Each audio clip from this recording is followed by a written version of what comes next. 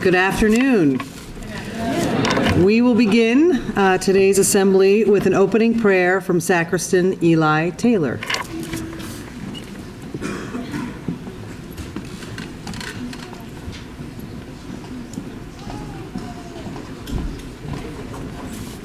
In the name of the Father, of the Son, and of the Holy Spirit. Good and loving God, please bless and guide our graduating class as we reach this end and as we chart new beginnings.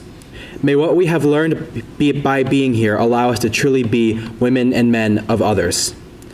Please help us to use all that we have learned here to make the world a better place, to serve others in true solidarity and kinship, to seek ways to help the poor, the marginalized, and those who are suffering, and to always seek the greater good. We ask for your peace to cover us. We ask for your laughter and joy to fill our days. We pray that you would give us boldness and courage to face challenges set before us with the confidence and peace that can only come from your Spirit. Father, we thank you for giving us the opportunity to build a community during our time at Canterbury. Though we are leaving this campus, we know that we will always be a part of a Canterbury family, and we ask that the bonds that have been created remain strong despite any distance. We ask this in your name and in the name of your Son. In the name of the Father, the Son, and the Holy Spirit. Amen. Thank you, Eli. Welcome to the 2019 Sixth Form Assembly, and congratulations to our seniors. By this time tomorrow, you will have officially transitioned from Canterbury student to Canterbury graduate. I would ask that you take a moment to look around the room. Really, look around the room. There you go. This is the last time you will sit as sixth formers in McGuire, so make these final moments stick. If you take just a minute to think back to your very first moments on our campus, your interview and tour, figuring out which classes met where, meeting your first proctor or advisor, going to your first practice or your first audition, what do you remember most? What had you found challenging before Canterbury but successfully tackled while here? What skills and subjects had come fairly easily before Canterbury that proved to be a far greater challenge on this hilltop? Where did you stretch, fail, grow, and find success? Collectively, you have embraced your experiences here and developed self-awareness, discipline, and confidence along the way. That learning curve never ends. You will face it again next fall as a new round of challenges arrive. But you are ready. You know yourselves as students. You know that persistence counts just as much as intelligence, if not more. And you know that seeking help is a strength, not a weakness. And so this afternoon, we celebrate success and noteworthy performance. But please remember that these awards are a celebration of excellent work, but not a definition of where you stand as students and as people. All of you have found success along your Canterbury journeys, and it's the journey, of course, that is the true prize.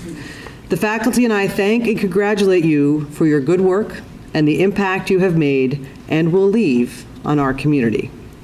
And now, Mr. Levine.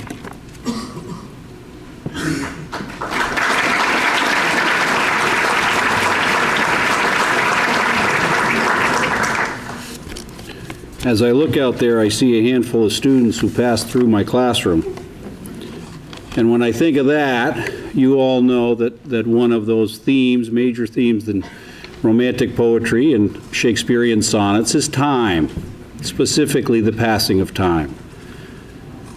It wasn't that long ago, last May, when you sat here, many of you, most of you, for the Underform Awards Assembly. It's a calendar year. For most of us in the room, pretty much a blink.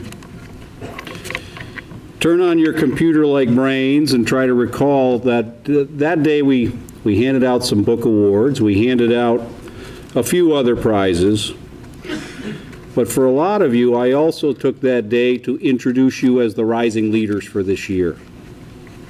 And when I did that, I challenged you with a quote from a fellow named Stephen Covey. And he was suggesting that actions have a heck of a lot more impact than words. That was a calendar year ago. With hindsight, whether you know it or not, or thought about it or not, the faculty and administration recognize that you took this sentiment to heart. Your actions this year included dorm nights and service projects, encouraging words to friends and strangers, acts of kindness, support for each other in athletics, concerts, art openings, and so on. And in many ways, these acts, both great and small, had a profound impact on our hilltop. President Obama once had a similar but different perspective on voice and words in action when he said, "One voice can change a room." One voice can change a room. Similar to your actions, please know that your voices this year also impacted our community. Your voice of praise, your voice of creativity, your voice of gratitude, and in many cases, your voice of joy. By showing up and using those voices, you changed our community for the better, time and time again. When you leave tomorrow, please remember that you all have a new chance, a new opportunity to let your actions and your voice make that change. Make an impact on your next community, your next campus, and the world around you. Please take a moment and join me while we recognize and thank this year's past student leaders. We'll start with our international student ambassadors this year. When I call your name, please stand. Jorgo Karipidi Soto, Yu Chen, Sungwon Cho, Jiheng Dang, David Ding, Ji Luo, Ajing Ma, Misha Verzub, Jin Xiao Wang, and Ren Shin.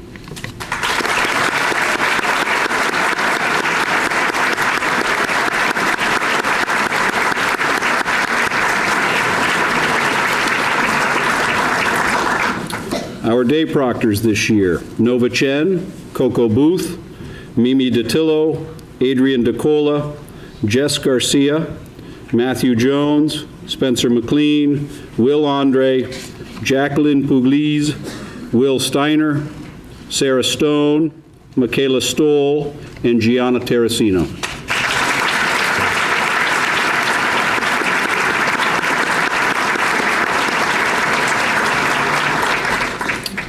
Our Interfaith Council members: Shirley Arias Pimentel, Lexi Deutsch, Sarah Stone, and Misha Verazub.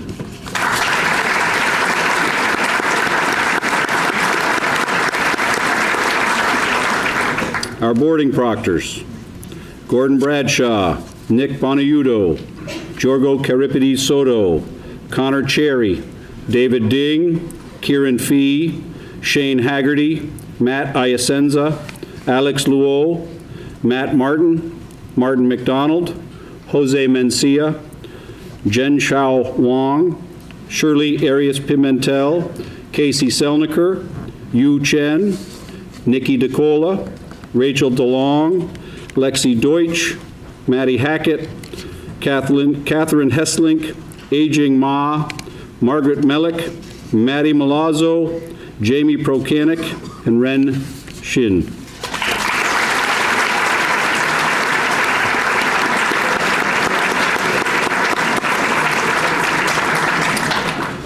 Our lead ambassadors: Lexi Deutsch, Kieran Fee, Alex Luo, Ajing Ma, Greg McKenna, Brendan Omanya, Jacqueline Pugliese, Whitney Schwitter, Skylar St. Germain, Willem Steiner, and Gianna Terracino.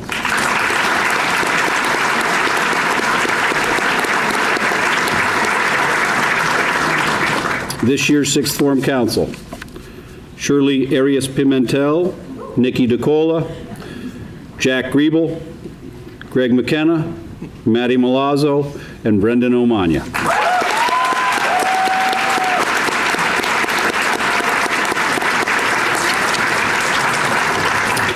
And our sacristans this year: Nick Bonaiuto, Sydney Desmarais, Nikki DeCola, Jessica Garcia, Greg McKenna, Brendan Omanya, Jacqueline Pugliese, Michaela Stoll, Eli Taylor, and Gianna Terracino.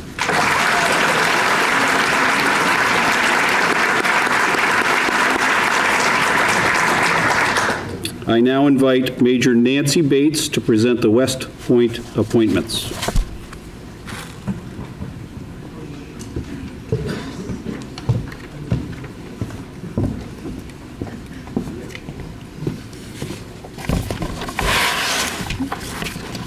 Good evening, and thank you very much for allowing me the honor to represent the United States Military Academy and the United States Army. I'm a 1984 West Point graduate, and I live in New Hartford, Connecticut, and serve as a volunteer mentor as a Field Force Admissions Officer for the 1st and 5th Congressional District. Coincidentally, today marks the 35th anniversary of my own West Point graduation, so May 23rd is indeed a very special day in more ways than one. For those that may not be familiar, the United States Military Academy at West Point, New York, was founded in 1802. It is our nation's oldest military academy and the nation's oldest engineering school. West Point remains the oldest continuously occupied military post in America, the nation's premier leadership institution, and consistently ranks academically as one of the top educational institutions in this country. For over 217 years, the reason that we exist has not changed. Our mission is to educate, train, and inspire the Corps of Cadets so that each graduate is a commissioned leader of character dedicated to the values of duty, honor, and country, and prepared for a career of professional excellence and service to this nation as an officer in the United States Army. On behalf of the President of the United States of America, I am presenting 3 West Point appointments this evening. It is special for any school to have 1 student appointed to a service academy, but to have 3 appointed to the same service academy is very unusual, if not extraordinary. It speaks to the caliber of the education they have received, the values they have been taught, and the adults that have been a compass to help them chart their own unique path in life.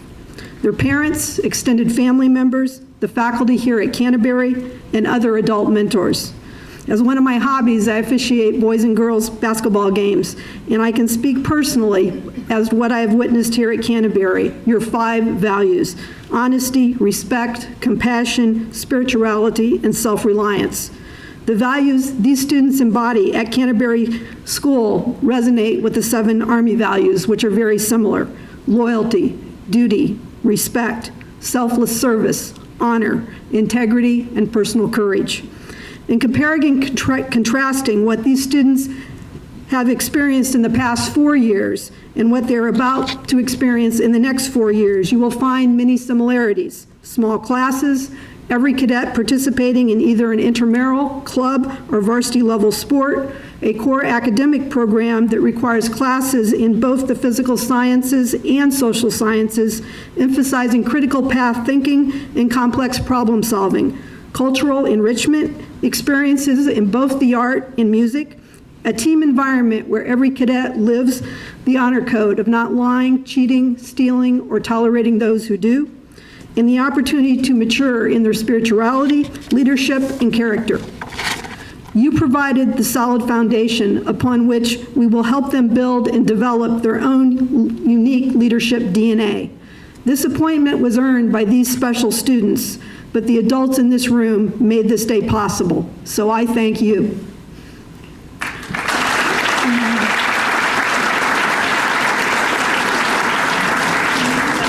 Often I am asked how we determine who to pick among the tens of thousands of students that apply to West Point each year. Particularly with the recent admissions scandals in other prominent institutions, it's important to understand that our admissions process is unique and very transparent.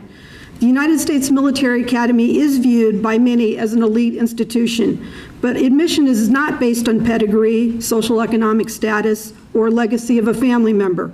West Point solely focuses on the candidate, and it's not who they know, but what they know, and how they apply that knowledge and what they have learned from their experiences, particularly their challenges, how hard they've had to work to achieve their goals, and how they've reacted when they fell short. West Point seeks in our future leaders a well-rounded scholar, athlete, leader, and community citizen with fire in the belly and a passion for military service. And most importantly, we seek leaders of character. The admissions process is lengthy, multifaceted, stressful, and demanding. And like so many situations in the long and winding road of life, events can occur in a split second that can dash a candidate's opportunity for admission.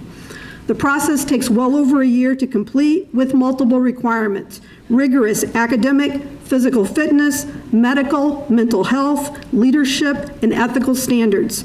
In addition to meeting all of these requirements, a nomination from at least one member of Congress must be received. This preparation requires a lifetime of growth and development.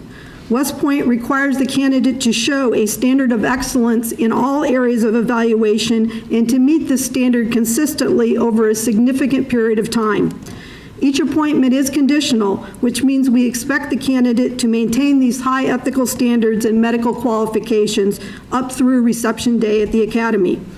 At the beginning of this year's West Point admissions cycle, over 12,000 young men and women across the country opened applications. In the end, only 1,200 will receive appointments nationwide, and Canterbury School has 3 of those 1,200. The selection rate is approximately 10% across the nation, one of the highest, one of the most difficult admission processes in the country.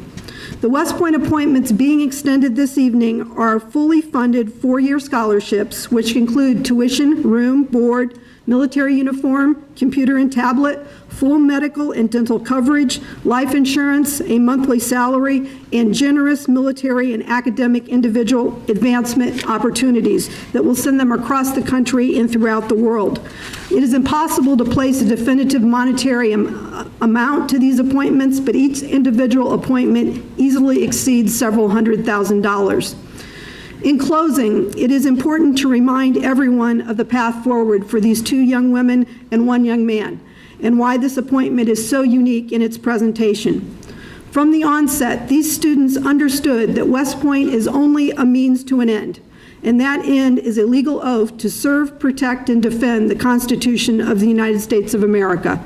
This requires their willingness to go anywhere in the world, and if required, quoting the words that President Kennedy echoed in his 1960 inaugural address, be willing to pay any price, bear any burden, meet any hardship, support any friend, oppose any foe, to assure the survival and success of liberty, freedoms that we enjoy and often take for granted every day.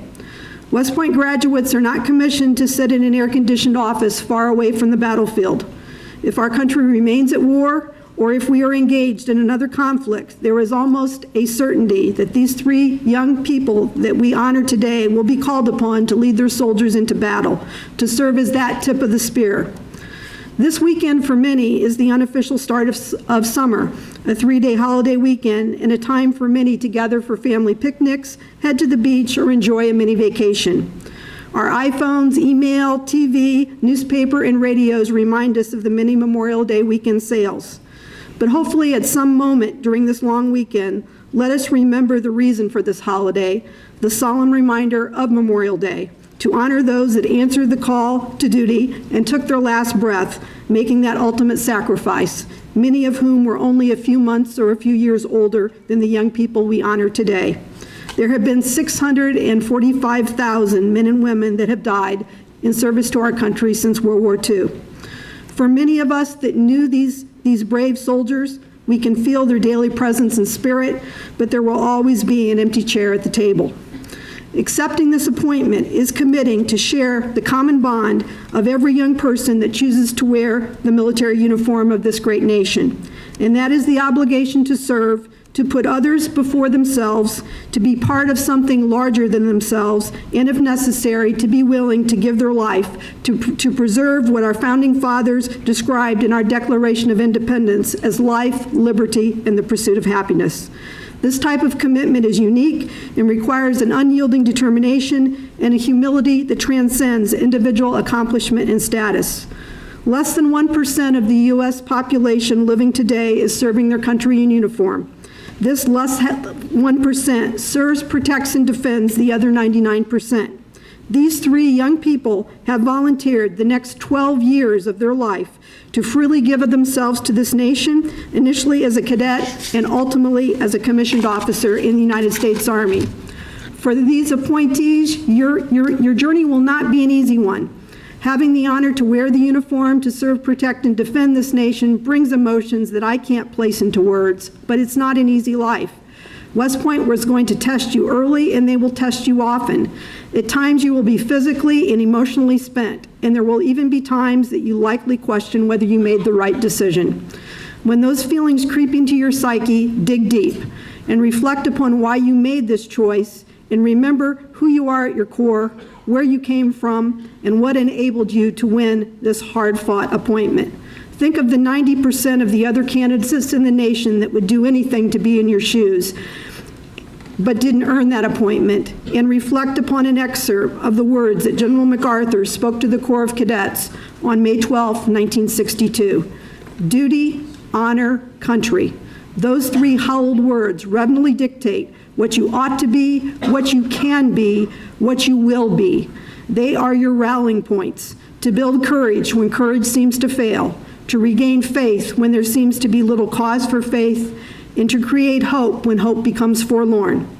The long gray line has never failed us. Were you to do so, a million ghosts in olive drab, in brown khaki, in blue and gray would rise from their white crosses, thundering those magic words: duty, honor, country. My days on active duty are over, and as the shadows lengthen on my professional career, it is time to pass the torch to the new generation of leaders. As one member of the Long Gray Line, I pass the torch to you. Hold it high with pride and never allow its flame to be extinguished. In alphabetical order, would Martin Richard McDonald please come forward?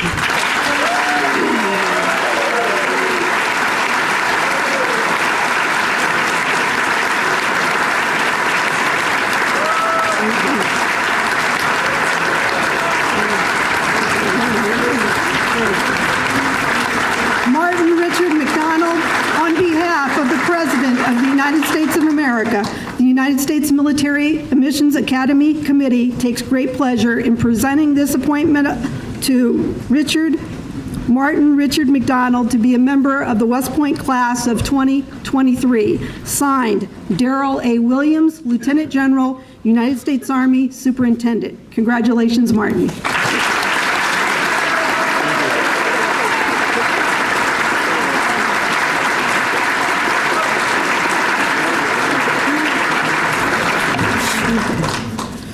Would Haley K. Santersola please come forward?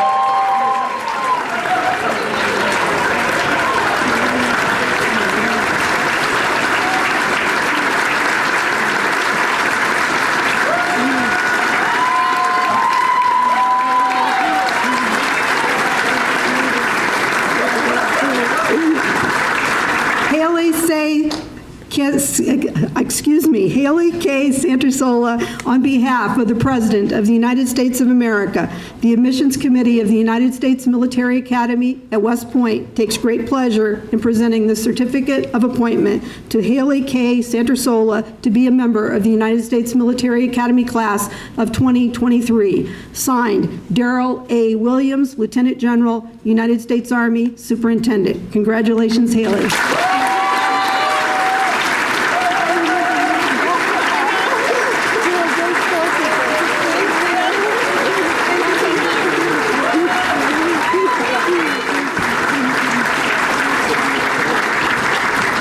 Madison Sydney Warren, please come forward.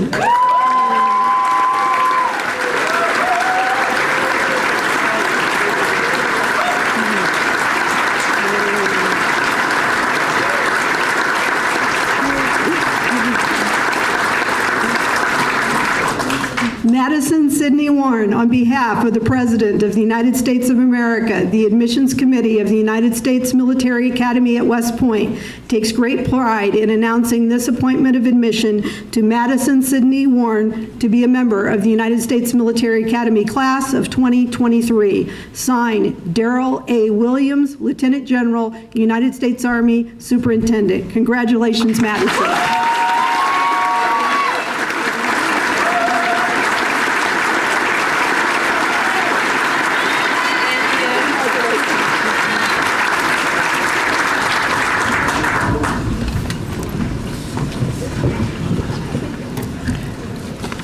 Congratulations and thank you to Major Bates. Now on to the awarding of prizes.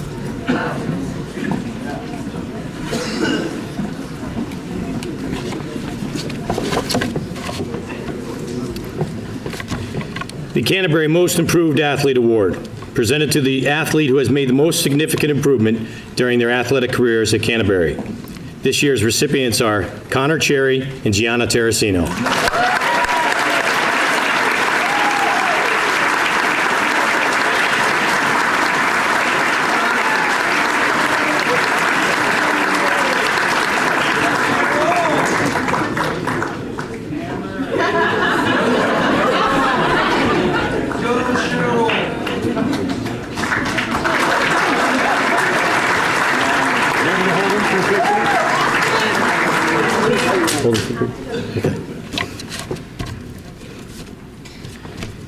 The Canterbury Athletic Leadership Award, presented to the athlete who displays a high level of character, leadership, and discipline while competing for Canterbury.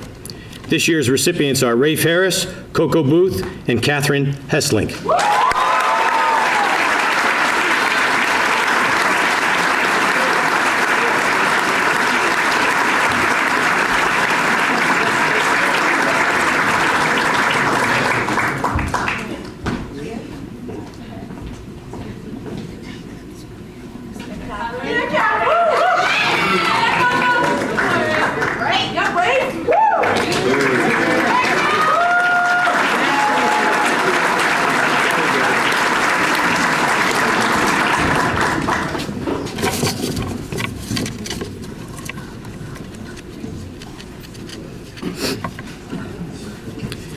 The Canterbury Best All-Around Athlete Award, presented to the most accomplished athlete in the class of 2019.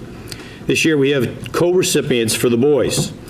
The first is a four-year student who has excelled in water polo and swimming for each of his years at Canterbury. He is a driven athlete who has been a dominant force in the pool, whether he was firing rocket shots into the net or gliding down the lanes at great speeds in the butterfly, the breaststroke, any individual medley, as well as being the anchor of our relay teams. He is a self-motivated athlete who uses every practice to improve his skills and challenge himself to be the top competitor in his field.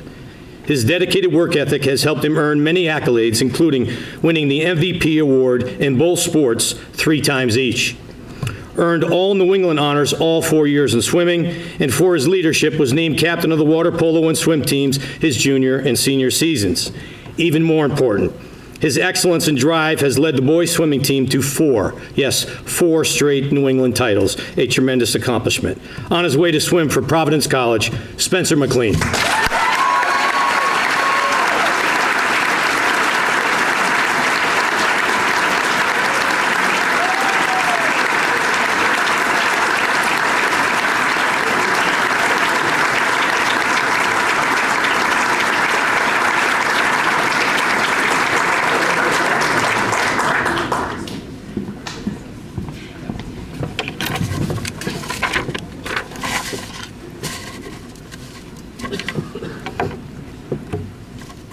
The second recipient is also a 4-year senior.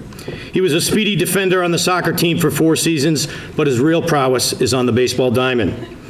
A slick fielding shortstop with a cannon for an arm, he has been the glue to the Saints defense for the baseball team the last 4 years. With a flash of his glove or a thrown laser, he roamed the infield, making spectacular plays look routine, always coming up big in pressure moments. This guy brought it every day, and it wasn't just about defense, as he also led the team in offensive stats the last 3 years. He had a career batting average of .439, along with 23 doubles, 4 triples, and 8 home runs.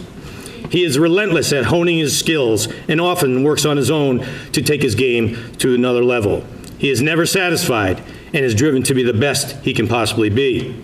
Considered one of the top prospects in New England, he has excelled at Canterbury since the day he arrived as a freshman. He finished his career as a 3-time team MVP, captain his senior year, and was a 2-time Western New England Player of the Year. In a few weeks, you may very well hear his name called in the MLB draft. On his way to play baseball for the University of Virginia, Max Codier.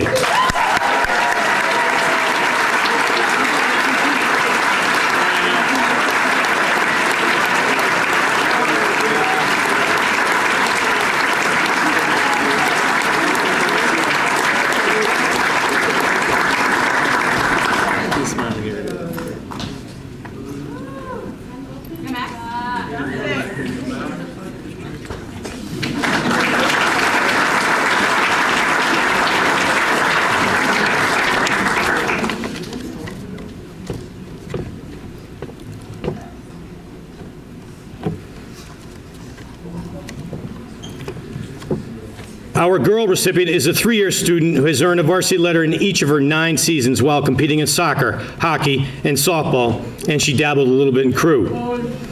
As a defender in soccer, she patrolled her end of the field with toughness and a mindset of not on my watch. As the team's captain, she led the Saints to their first appearance in the New England tournament this year in almost 2 decades. As the first-line center and captain of the hockey team, her aggressive play intimidated opponents as she was flying around the ice creating plays for her teammates. She played at maximum speed, and her hustle was unrelenting. In softball, she was the team catcher who controlled the defense from behind the dish, and she was the top hitter on the team with a .464 batting average. As captain, she played a very important role in getting Canterbury softball back on the map. She is a tenacious athlete who is fearless and always has a winner's approach. This fierce competitor may be small in stature, but she is huge in heart and desire. MVP of the softball team, a Coach's Award winner in soccer, and honorable mention all New England in hockey, on her way to play hockey for Sacred Heart University, Rachel DeLong.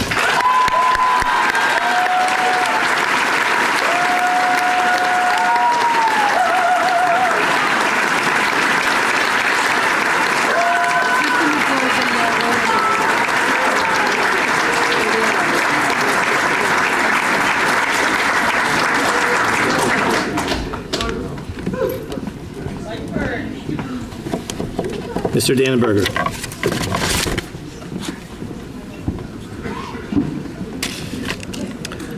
Good evening.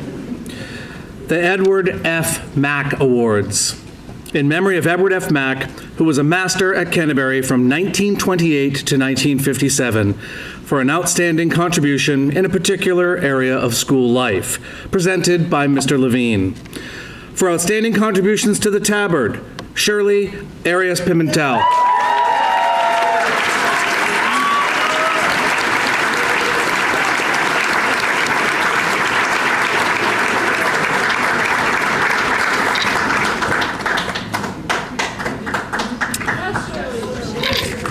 For outstanding contributions to the Kentuarian, this year presented to 2 students, Sungwon Cho and Matthew Jones.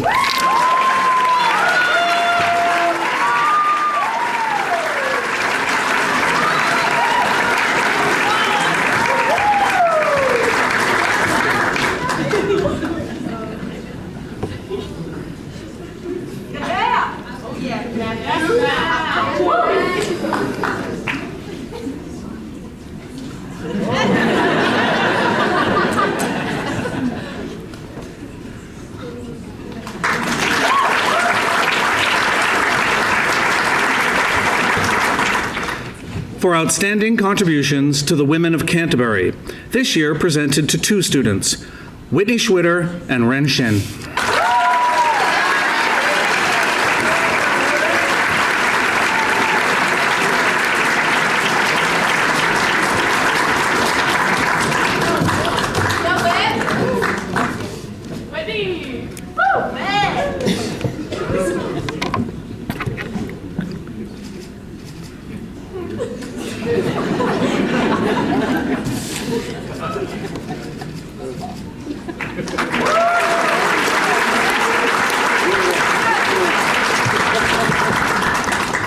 For outstanding contributions to theater.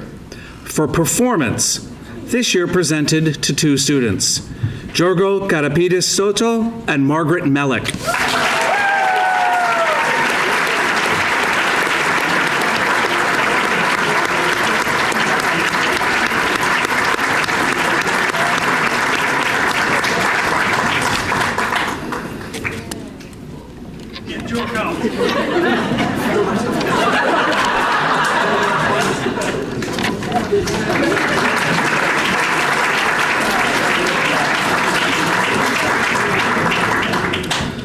For technical theater, Sarah Stone.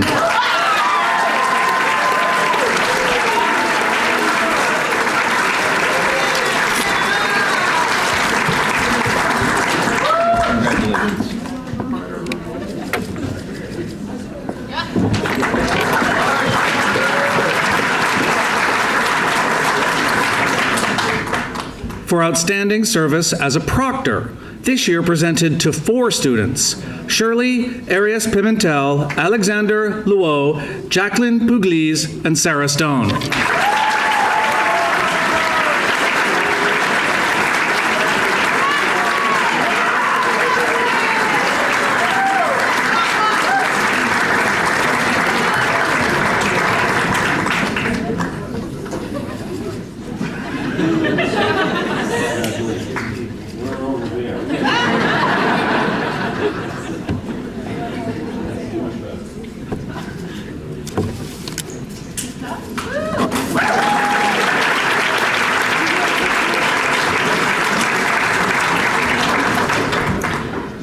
For outstanding service as an admission ambassador, this year presented to 2 students, Rafe Harris and Gianna Terracino.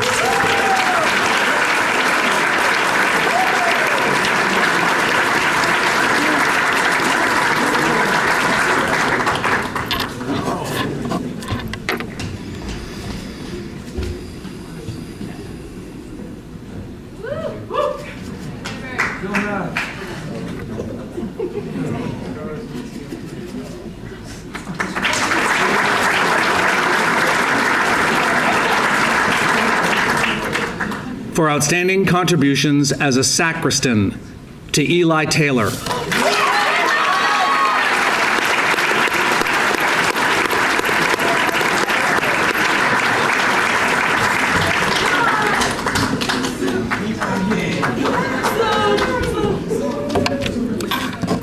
For outstanding contributions to student government, to Shirley Arias Pimentel.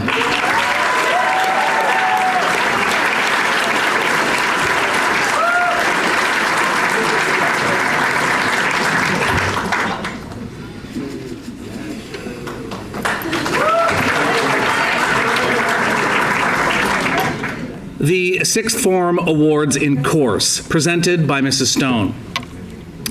The Edward J. Duffy Family Award for excellence in the study of studio art, given in memory of Mr. Duffy by his children, to Nova Chen.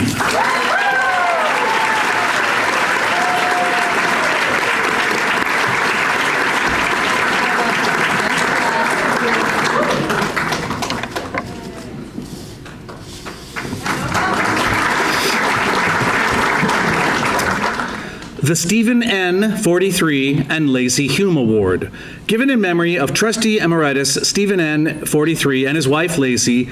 Stephen was the son of the founding headmaster, for excellence in the study of vocal performance, to Eli Taylor.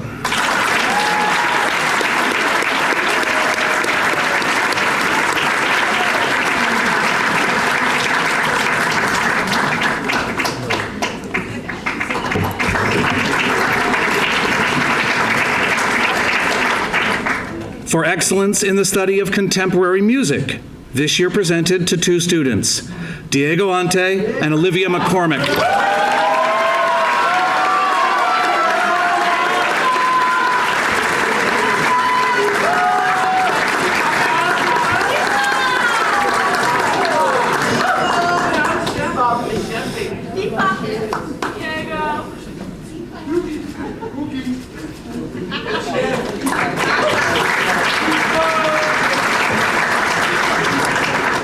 The Frederick L. Gilson 50 Award for excellence in classical music performance, to Nova Chen.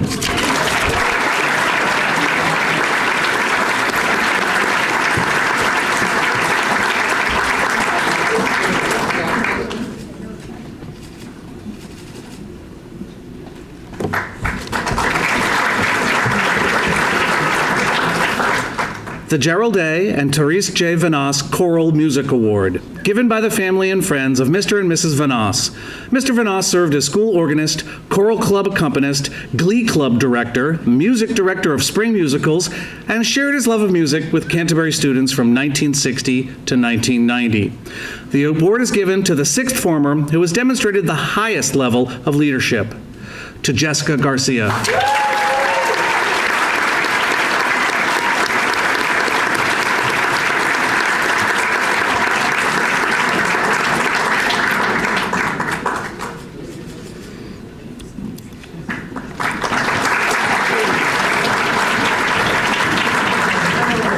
The John Thomas Smith Award for excellence in the study of English, given in memory of John Thomas Smith, benefactor of the school and parent, to Gregory McKenna.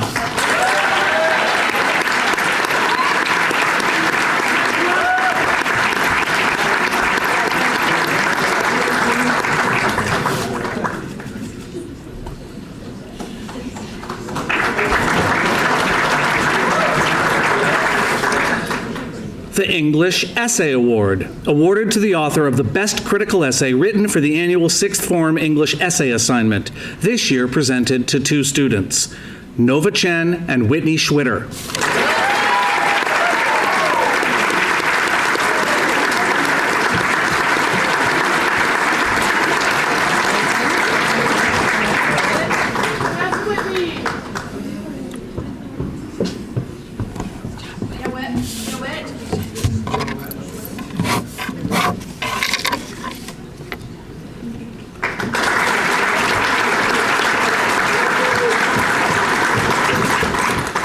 The Francis T. Carmody 25 Prize Awards. In memory of Trustee Francis Carmody, son of founding trustee Terrence Carmody. For creative talent in prose, to Alexander Luo.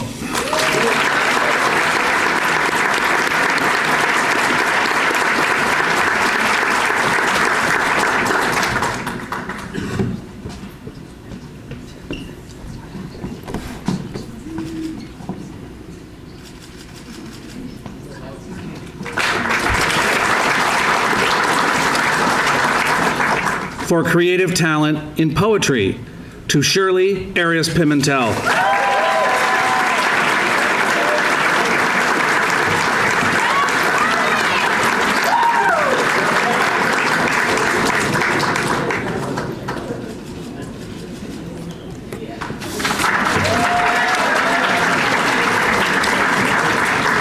The Alan A. Ryan Award for excellence in the study of history, given in memory of Mr. Ryan, a founding trustee and parent. This year presented to two students, Gregory McKenna and Ren Shen.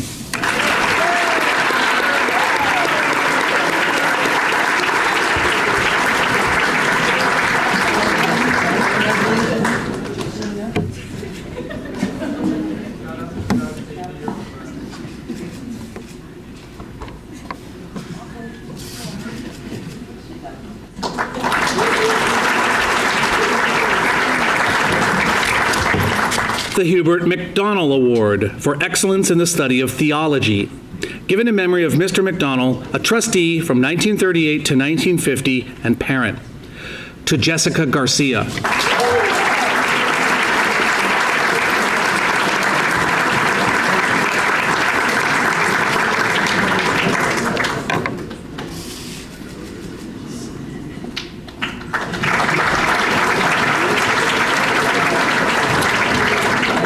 The James A. Farrell Award, given in memory of Mr. Farrell, a founding trustee and benefactor of the school, for excellence in the study of mathematics, to Alexander Luo.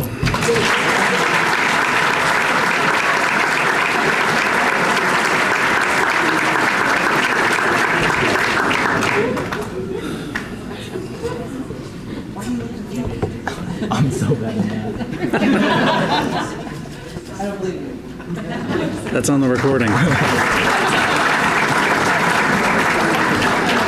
The Weldon R. Knox Award, established by the class of 1971 in memory of Mr. Knox, who taught math from 1960 to 1975, awarded to that student who has demonstrated the greatest improvement in the study of mathematics while at Canterbury. To Spencer McLean.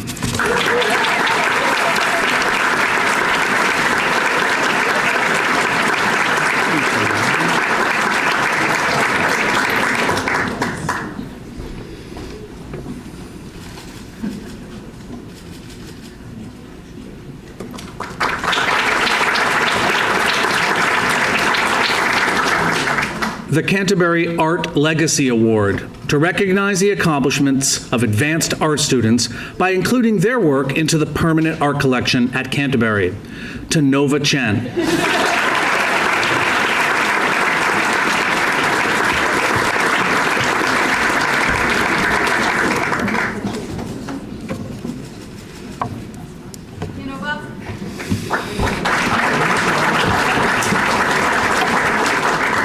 The Terrence F. Carmody Award, given in memory of founding trustee Terrence F. Carmody for excellence in the study of languages. In Spanish, to Jessica Garcia.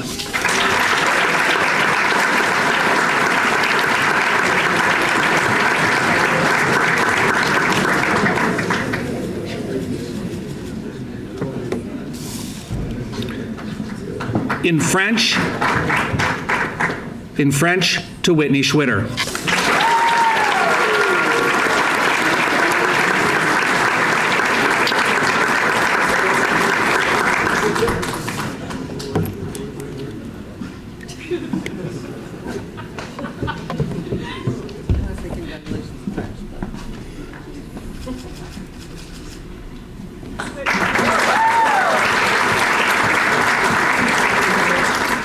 The Captain Thomas J. Sartor Award for excellence in the study of science, given in memory of Captain Sartor from the class of 1919, benefactor of the school and parent. To Sung Won Cho.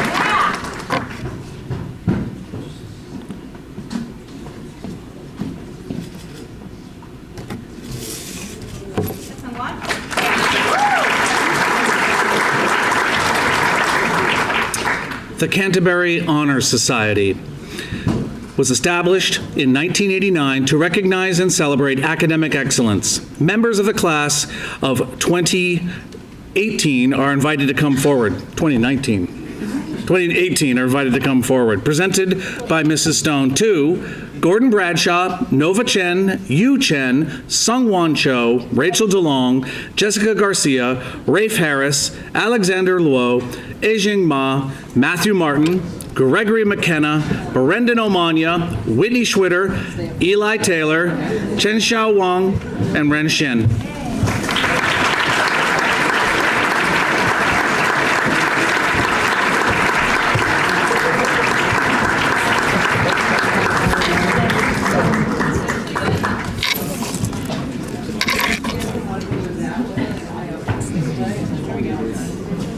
Rachel, congratulations.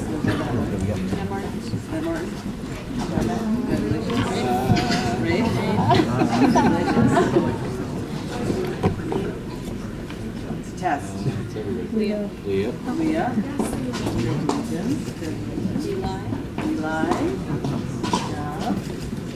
Brendan. Alex. Stay up here. Greg.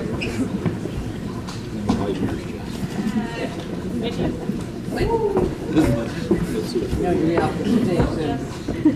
There. You don't have enough already? Last but not least. Nice land. Okay. There you go. Congratulations. One big pick. Okay. All right, you gonna get everybody?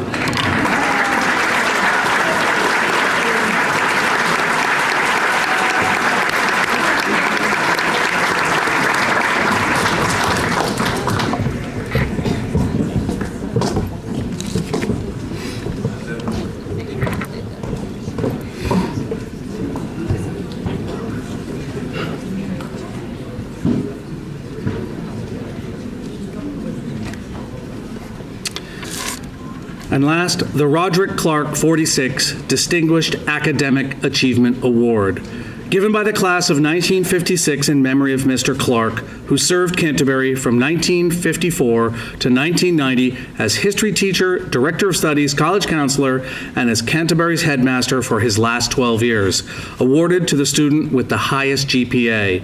Presented by Mrs. Stone to the class of 2019 valedictorian Gregory McKenna.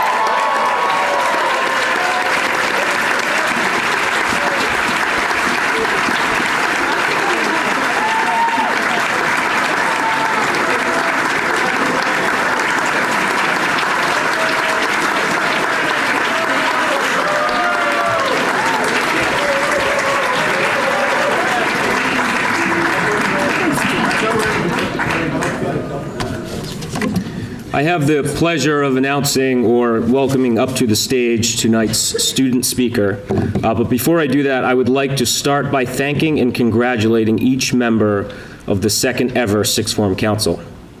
Each of you worked tirelessly to create a community that is as inclusive as it is energetic and as welcoming as it is fun. You played an integral role in preparations for Gunnery Week, Form Wars, dress code changes, Senior Spring, and striving to build a positive vibe on our hilltop. For that, I would like to give Shirley, Nikki, Jack, Greg, Maddie, and Brendan one more round of applause.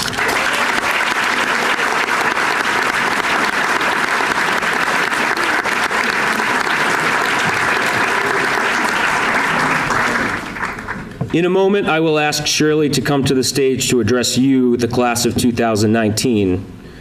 Before that, though, I would like to share a few thoughts on Shirley, because she never would do this herself.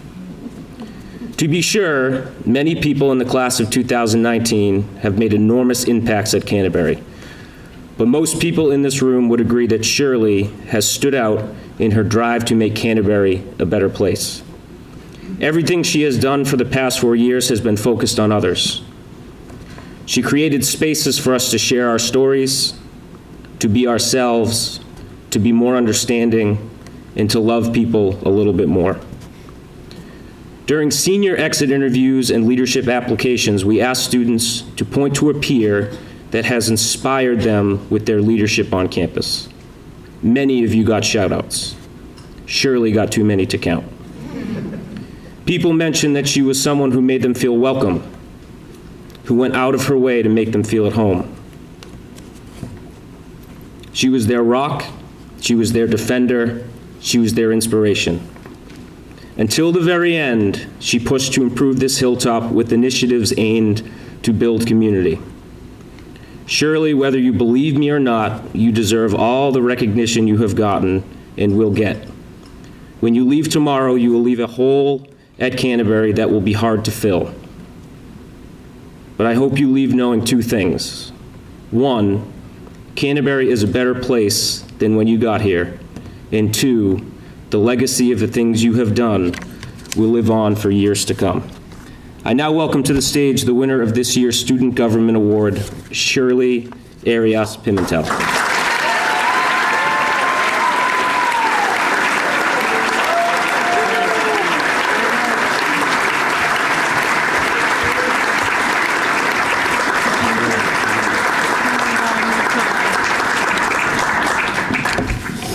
All right.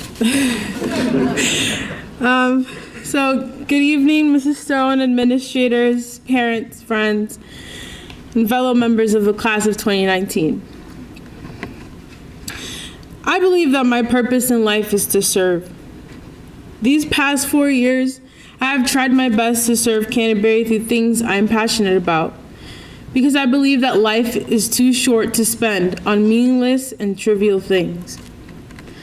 Although these are things we sometimes can't avoid, I've never allowed them to crowd out what's important to me. And what is important to me is to have been able to have individual moments where I gained insight into the remarkable and amazing people that you guys are. When Mr. DeLurgo told me I had to give this speech, I didn't know what to say. I even tried to change his mind. But here I am standing in front of all of you and grateful to be honored this way. Over the past 4 years, I've learned to breathe more and to stay in the present. I've learned that I can laugh and cry simultaneously. I've learned that dedicating 2 hours to sports every day does not equal sudden death. I've learned that I can live with a messy person. I love you, Jamie. I've learned that I will never pursue a career that requires advanced mathematics. But I've also learned that the friendships that I've built here will last a lifetime. And that much of what we've given ourselves to this community, Canterbury has given us so much more. Remember when we first moved in? The nervous pitter-patter that filled our ears at the beginning of a new chapter that's about to unfold. Remember that one time you laughed so hard you almost passed out? Like that one time when you realized Mr. Richardson was the mermaid in Peter and the Starcatcher? Wasn't he the greatest mermaid you've ever seen? Remember when you saw your first Seabury sky and it just seemed too beautiful to be real? Remember when we beat the senior class last year in Form Wars and yet they still somehow won?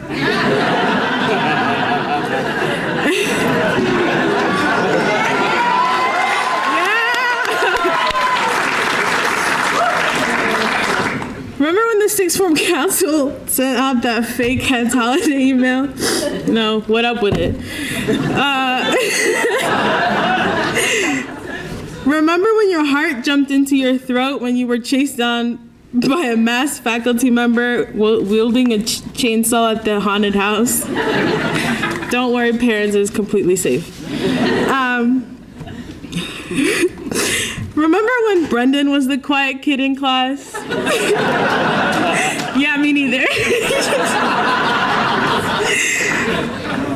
Remember the long string of emotions that mini-thon caused? 12 hours in the field house, food everywhere, and people sleeping in the bouncy house. Remember at the pep rally when Jorgo ate that egg?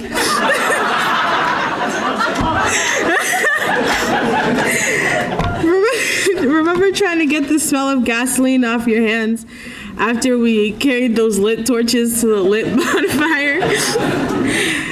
Remember our screams in Piggott that could be heard from the outside, like at the Pink Out Games as our girls fought to raise money for breast cancer awareness?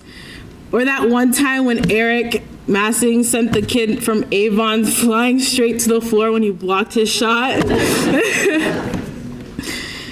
Remember when we had to move our own desks into Piggott when we had exams? Yeah. Remember those goosebumps you got when the amazing voices of our friends filled the room and calmed our frazzled nerves and busy minds?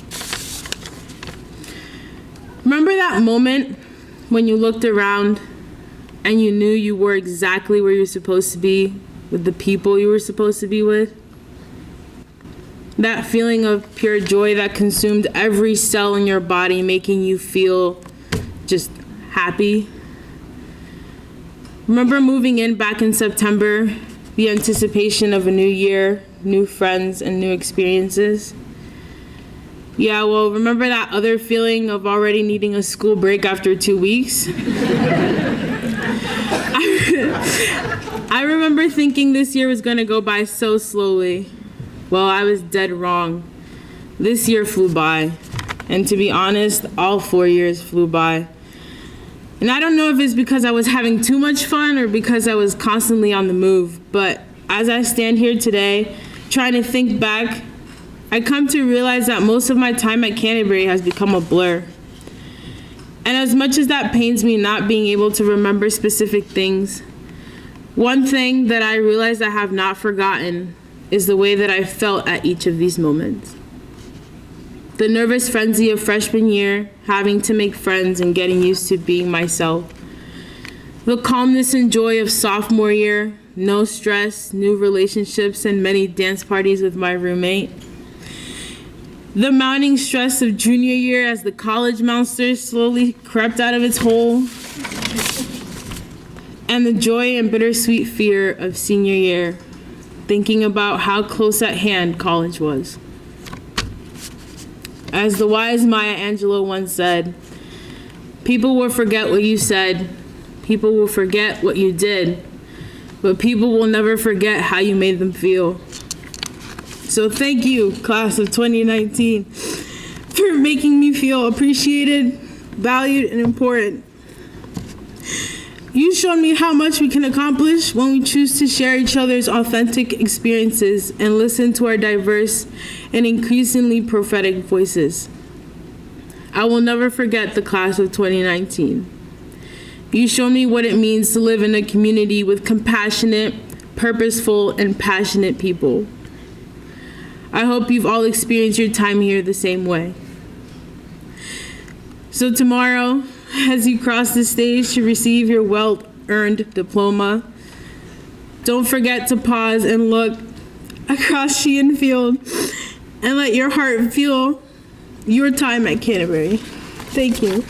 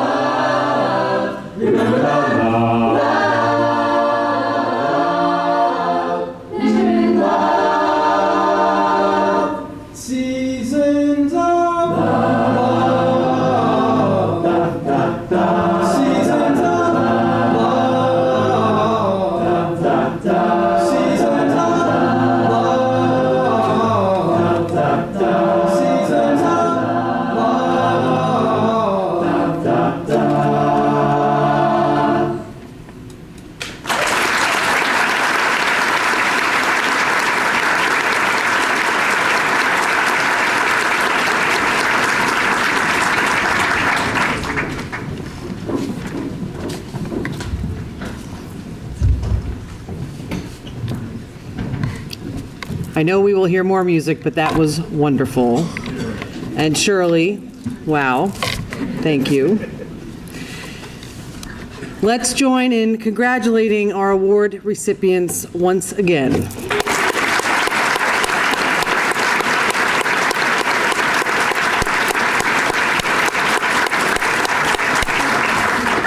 And you know the drill. Please meet on the Hume patio after this for a picture. So, tomorrow is the day. We look forward to congratulating and celebrating the class of 2019, our 102nd graduating class, and all that you have done to earn a Canterbury diploma. Remember, there are just a few more hours to soak it all in, so keep looking around. After one more performance and our singing of the school song, we ask that parents recess first, followed by faculty, and then students. Mrs. Armstrong.